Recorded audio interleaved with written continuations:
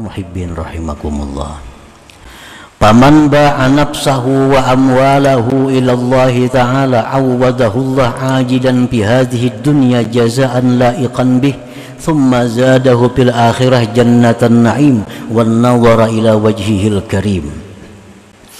Barang siapa yang menjual dirinya, menjual hartanya kepada Allah, menjual diri kepada Allah artinya beribadah kepada Allah.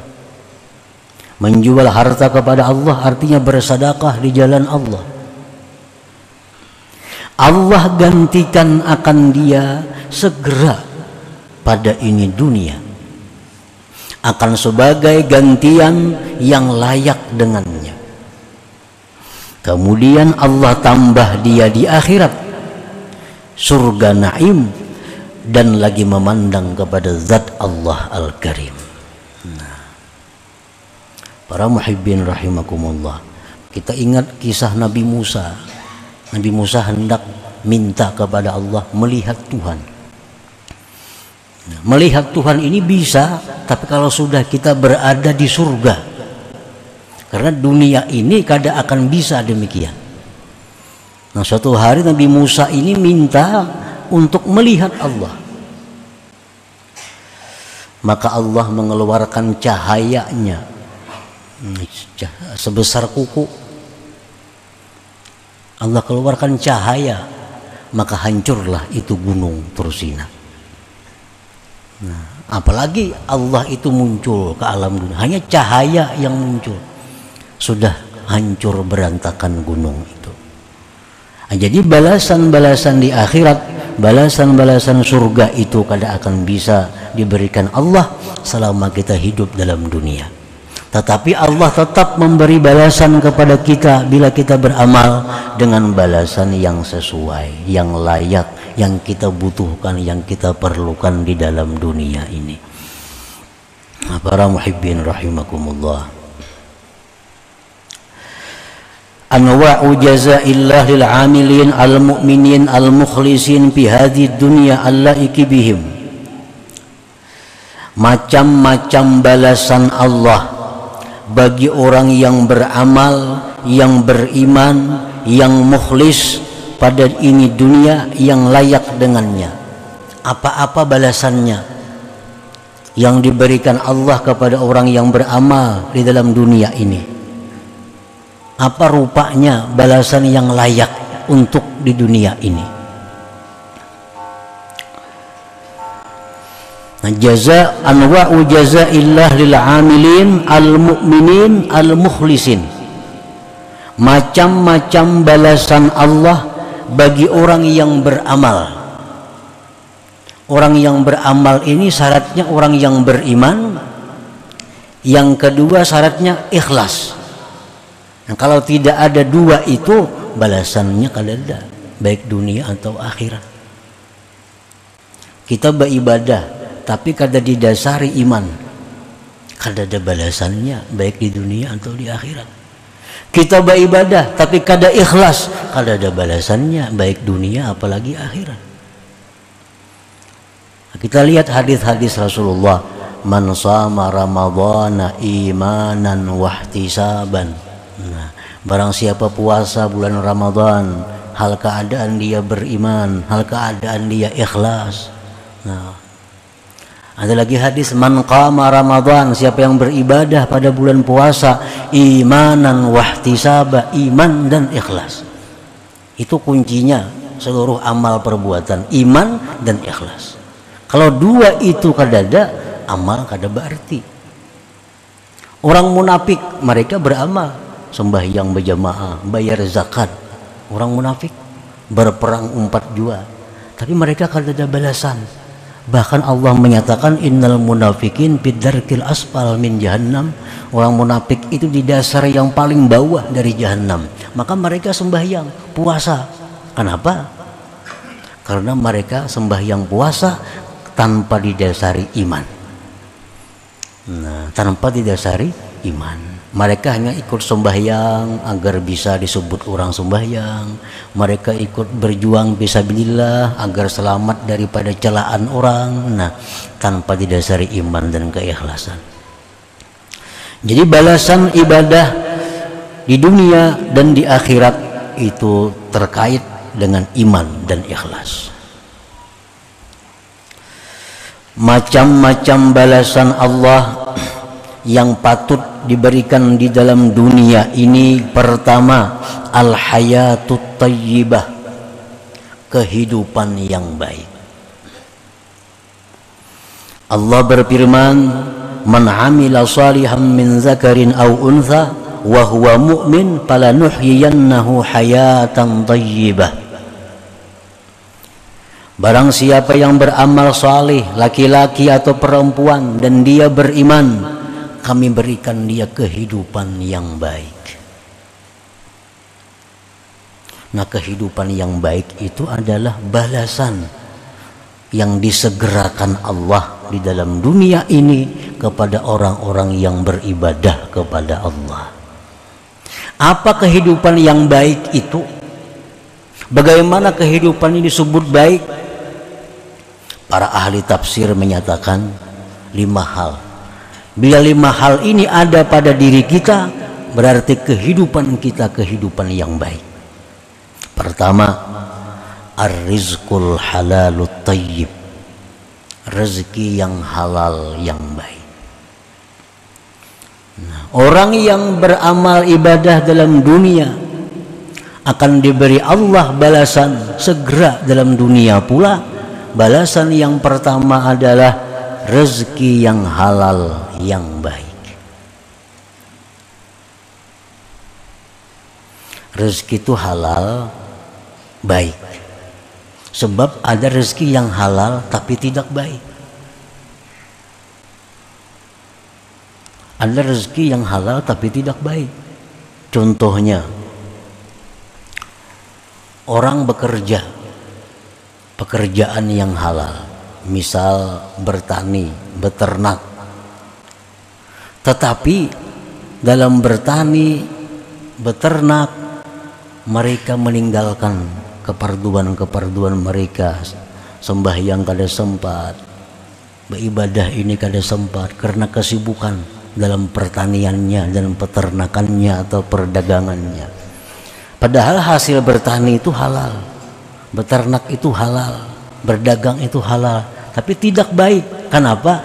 Karena dalam melaksanakannya mereka melalaikan perintah Allah Subhanahu wa ta'ala. Halal tapi tidak baik.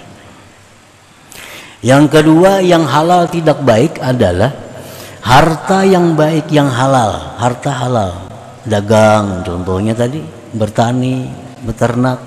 Tetapi keuntungan hasilnya itu mereka gunakan untuk maksiat kepada Allah. Nah, ini halal tapi tidak baik. Kalau rezeki yang halal yang baik itu harta yang didapat yang halal dengan tanpa melalaikan perintah Allah dan tanpa menggunakannya di jalan yang tidak diridai Allah, maka itu rezeki al-halalu tayyib, yang halal lagi baik. Nah, bila kita beribadah kepada Allah Subhanahu wa ta'ala, maka balasan yang segera dikirim Allah adalah rezeki yang halal baik.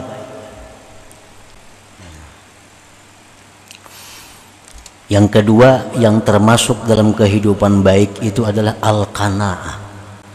Al-qanaah, lawanannya tamak, lawannya tamak. Dia sudah dapat rezeki yang halal dan baik, dan dia merasa cukup dengan rezeki itu. Nah, merasa cukup ini halal. Karena orang tamak itu hidupnya kada baik. Orang tamak itu hidupnya kada nyaman. Orang tamak itu hidupnya susah. Hidup ini akan senang, hidup ini akan bahagia bila ada qanaah di dalamnya. Qanaah artinya merasa cukup dengan apa yang diberikan oleh Allah, tanpa menghendaki yang lain-lain yang bukan miliknya, yang bukan miliknya. Yang ketiga, at-taufiq lit-ta'ah, diberi kemudahan untuk taat kepada Allah. Ini balasan ibadah. Yang keempat, halawatul ibadah, manisnya ibadah, nikmat dalam beribadah. Yang kelima, al-ma'rifatu billah, ma'rifat dengan Allah. Nah, ini yang dimaksud dengan hayatan thayyibah, kehidupan yang baik itu. Jadi kehidupan yang baik yang diberikan Allah di dalam dunia kepada orang yang beramal beribadah, yang kehidupan yang baik itu mencakup satu, rezeki yang halal baik, dua, qanaah, tiga, mudah berbuat taat, yang ketiga manis lezat dalam melaksanakan taat, yang kelima makrifat kepada Allah. Nah, ini balasan yang segera dikirim oleh Allah ke alam dunia ini bagi orang yang beramal kebaikan dalam keadaan beriman dan ikhlas tadi. Nah, wa minha, dan setengahnya lagi balasan yang layak yang dikirim Allah kepada orang-orang yang beribadah dalam dunia.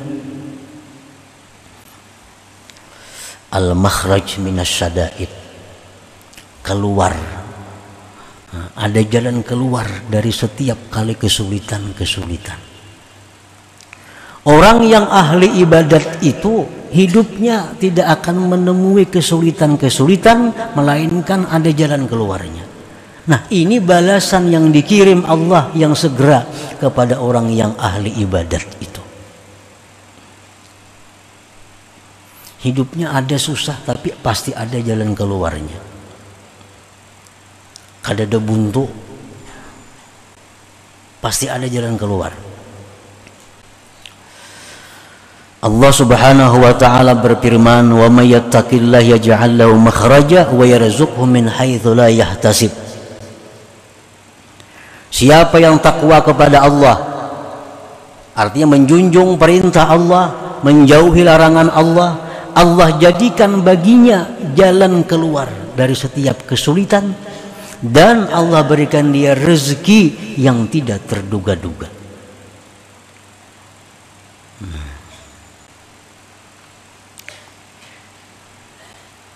Jadi orang yang ahli ibadat itu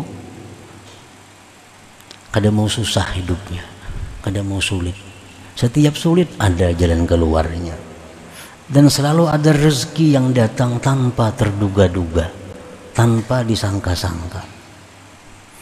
Yang direncanakan, yang dihitung bisa gagal, tapi yang kada disangka-sangka itu yang datang. Nah, ini balasan Allah yang disegerakan kepada orang yang taat kepada Allah. Para muhibbin rahimakumullah, Nabi Ibrahim alaihissalam contoh. Beliau sekian tahun menginginkan anak, diberi Allah anak laki-laki, Ismail alaihissalam. Begitu sayangnya Nabi Ibrahim kepada Ismail ini, luar biasa cintanya Ibrahim kepada Nabi Ismail. Allah perintahkan Nabi Ibrahim untuk menyembelih Ismail itu. Anak yang ditunggu-tunggu, yang begitu lahir, dibesarkan, disayangi, dicintai, anaknya bakti, saleh, disuruh Allah sembelih itu anak. Ini perintah Allah, perintah Allah, dan ini sulit. Perintah Allah lagi sulit. Sulitnya apa? Menyembelih anak. Tetapi Nabi Ibrahim sebagai seorang rasul, beliau sangat takwa kepada Allah, selalu menjunjung perintah Allah bagaimanapun sulitnya. Dan Allah mengetahui hati Nabi Ibrahim, kesungguhannya untuk menyembelih anak. Sudah siap Nabi Ibrahim hendak menyembelih anak walaupun dalam keadaan sulit, tapi ini perintah Allah. Allah berikan jalan keluar. Allah berikan jalan keluar. Apa jalan keluarnya? Bisa digantikan dengan kibas. Allah sudah tahu kebenaran, kesungguhan hati Nabi Ibrahim bakal menyembelih anaknya. Karena beliau menjunjung perintah Allah, dalam posisi sulit Nabi Ibrahim, Allah berikan jalan keluar. Ujar Tuhan, wahai Ibrahim, ikam boleh aja kada nyembelih anak itu, tapi ganti dengan kibas. Mana kibasnya? Kibasnya turun dari langit. Nah ini wa yarzuqhu min haitsu la yahtasib. Sulit pasti ada jalan keluar. Rezekinya kadang terduga-duga. Kibasnya turun dari langit. Disembelihlah kibas itu. Nah ini contoh nyata bahwa setiap kali orang yang menjunjung perintah Allah, bila mereka dalam kesulitan, pasti Allah berikan jalan keluar dan Allah berikan rezeki yang tidak terduga-duga. Ini balasan yang disegerakan Allah kepadanya di alam dunia ini. Belum lagi balasan di surga tuh kaina bahasa lagi nih tuh. Ini khusus balasan yang diberikan Allah kepada orang yang saleh, yang taat di dalam dunia ini.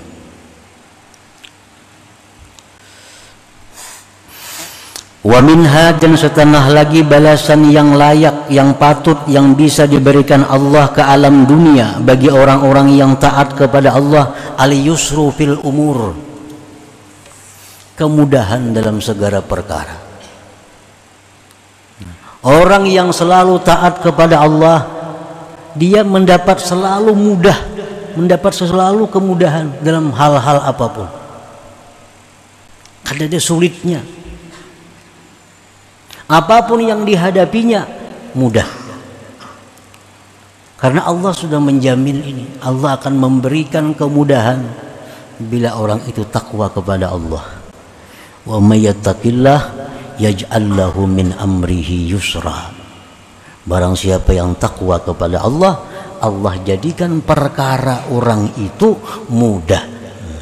Apa aja baginya mudah. Hendak apa aja mudah. Di mana aja mudah. Nah, itu memang balasan Allah yang disegerakan di alam dunia ini kepada orang-orang yang takwa kepada Allah Subhanahu wa ta'ala.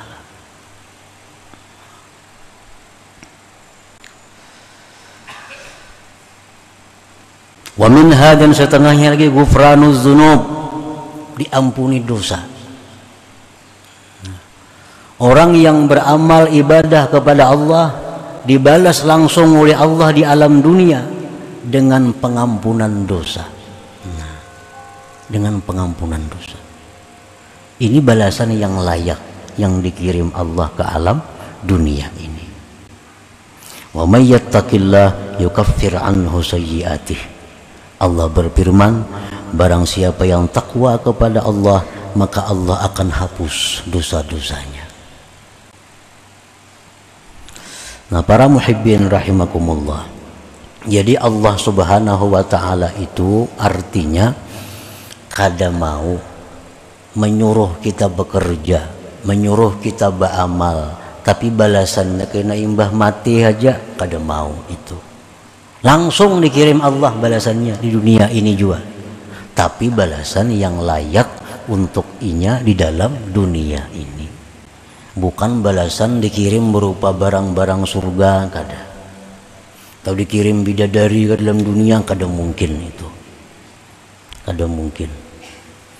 Kalau dikirim bidadari ke alam dunia ini, maka perempuan-perempuan dunia tidak akan laku lagi selama-lamanya.